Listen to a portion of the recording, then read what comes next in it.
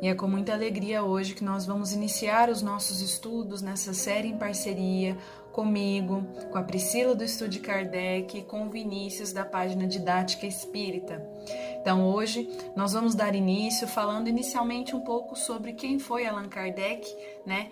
O Allan Kardec nada mais é do que o pseudônimo de Hippolyte Léon Desnard Rivail, que foi um grande professor, educador, autor de vários livros pedagógicos, tradutor francês, né?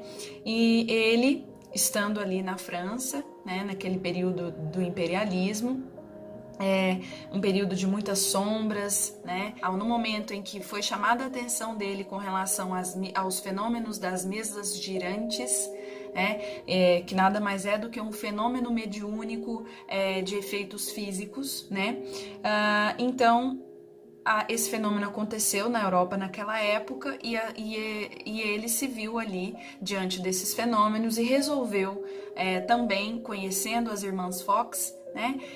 Ele foi estudar com o método científico, uma vez que era realmente um educador, cientista, de métodos que pudesse estudar esses fenômenos. E assim ele o fez. E criou, então, as 5 obras que fundamentam a doutrina espírita.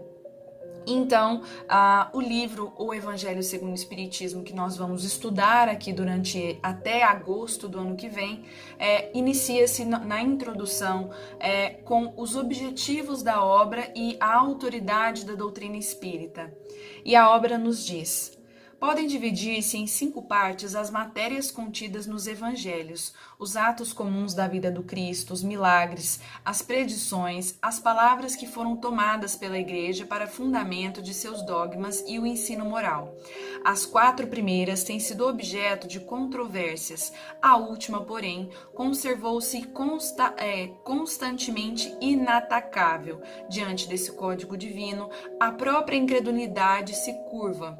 Ou seja, de tudo o que existe, né, na Bíblia, digamos assim, de tudo o que existe sobre a história do Mestre Jesus, uma delas não causa nenhum tipo de controvérsias entre religiões, entre interpretações das diferentes religiões, que é nada mais que a moral do Cristo, a lei de amor que o Mestre Jesus nos trouxe até a Terra, com essa missão maravilhosa de nos trazer essa lei do ensino do amor fraterno, de amar ao próximo como a nós mesmos.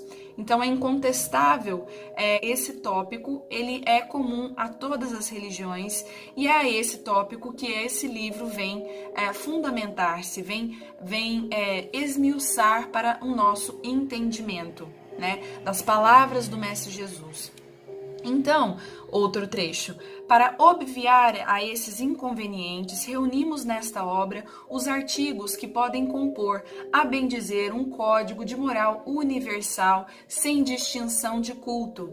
O essencial era pô-lo ao alcance de todos, mediante a explicação das passagens obscuras e o desdobramento de todas as consequências, tendo em vista a aplicação dos ensinos a todas as condições da vida.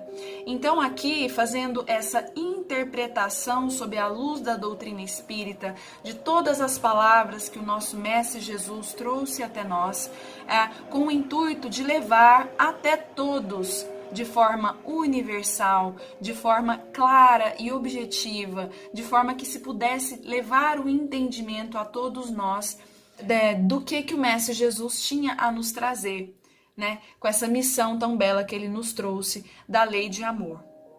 Então, como complemento de cada preceito, acrescentamos algumas instruções escolhidas, dentre as que os espíritos ditaram em vários países e por diferentes médiuns. Se elas fossem tiradas de uma fonte única, houveram talvez sofrido uma influência pessoal ou a do meio, enquanto a diversidade de origens prova que o Espírito dão indistintamente seus ensinos e que ninguém a esse respeito goza de qualquer privilégio. Então, trazendo então a pluralidade das fontes, né, mais de 1000 centros trazem as milhares de mensagens de vários médiuns espalhados em todo o mundo. Então, com esse método científico, possibilitou-se observar quais eram as similaridades entre todas essas mensagens que foram espalhadas em todo o mundo naquela época.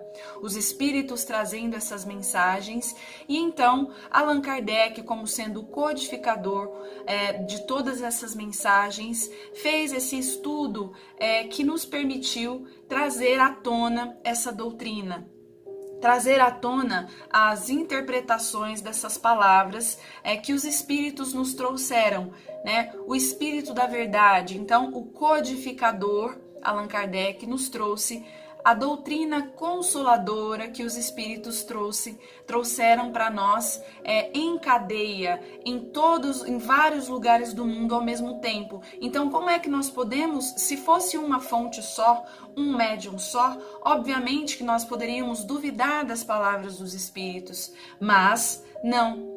Eram várias fontes de vários lugares do mundo, trazendo as mesmas mensagens, trazendo as mesmas interpretações das palavras de Jesus, trazendo essa doutrina consoladora. Então, uma vez que eram várias fontes que não se conheciam entre elas, a verdade, então, está aí nessas palavras trazidas pelos espíritos, pelo Espírito da Verdade.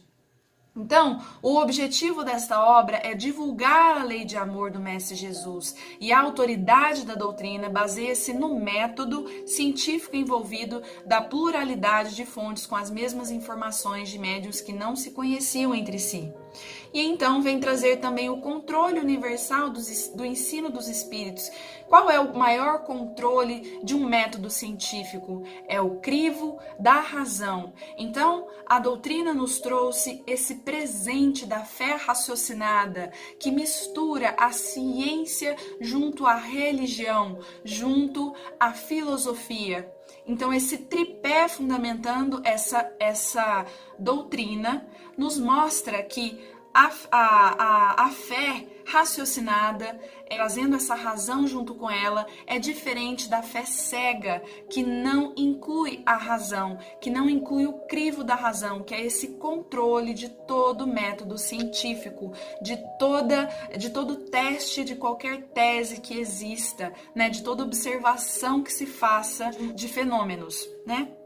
Então, o controle nada mais é do que essa razão, e o princípio da concordância, que nada mais é que as mensagens que vieram de várias fontes concordando-se entre si no seu conteúdo, né? Trazendo até nós essas leis divinas ou naturais, trazendo até nós essas interpretações das palavras do nosso Mestre Jesus, permitindo-nos construir uma fraternidade, construir um entendimento de tudo o que se passa aqui na Terra, o entendimento das nossas aflições, das nossas dores, o entendimento de nós enquanto espírito, de que nós estamos no mundo material, que existe o mundo espiritual e que existem muitas leis que regem, mas que a lei maior que nos impele ao progresso realmente é esse amor trazido pelo nosso Mestre Jesus.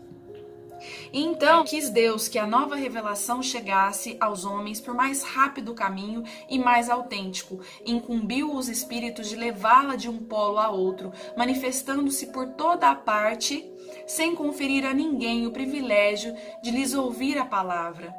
Então, essa mensagem já está espalhada no mundo todo, todos nós podemos ter acesso a ela, basta que nos despertemos a esse interesse pelo entendimento das leis, a esse interesse pelo progresso do espírito.